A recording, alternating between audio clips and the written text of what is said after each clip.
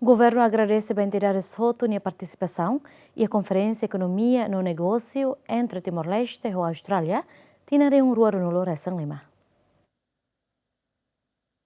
Vice-Primeiro-Ministro, Ministro Coordenador de Assuntos Econômicos no Ministro do Turismo e do Ambiente, Francisco Calboadilai, agradece a entidades hotu e a participação e a Konfrensia Ekonomia no negócio entre Timor-Leste, Austrália, tinan um ruaro no Lourenço Lima, nebe realiza durante a Loron Rua, a husi Loron Hito to Loron Walu Fulangne. Governante ne hato agradecimento ne, ha foi encer a conferência nebe participa, husi empresário internacional, no empresário nacional, no mos entidades siracelo, o de partilha experiência no ideia siranebe maquiha. Konfrensia idane laudia koteptebes, graças a Deus, e pela primeira vez, conferência de lá bem organizado, aula de encatak, de Circelo Gladia, mas nem direto tebes, no serviço a moto do governo australiano, ali os embaixadora, Kathleen, a equipa toma, não temos o Champions, business here nem mais usi Austrália e não se ETL ou tudo. E agradece teve o Presidente da República, Primeiro-Ministro, o Ministro Circelo, o Parlamento Sira.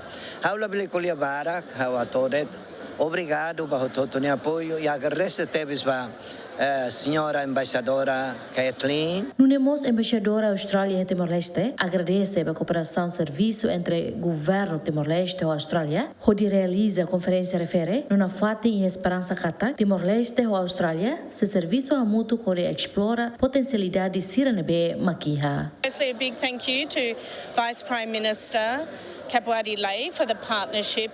As I heard him say, this is our second joint Timor-Leste Australia Business and Economic Conference. This has been a much bigger effort, and it's attracted much more senior and more business interest this year. We have a large number of Australian and Timorese businesses represented here.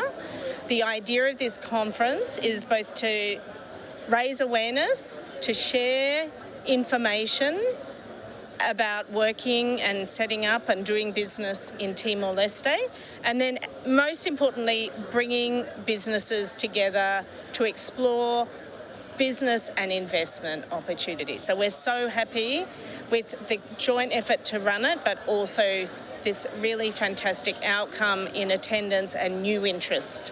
Foi a noi falicatac e a loro da huluk ba conferência ne Câmara Comércio e Indústria Austrália ou Câmara Comércio e Indústria Timor-Leste assina memorando de entendimento onde formaliza a cooperação empresarial a promove crescimento econômico na parceria comercial será. Bem-vindas Simenes, Adérito Simenes, GMN.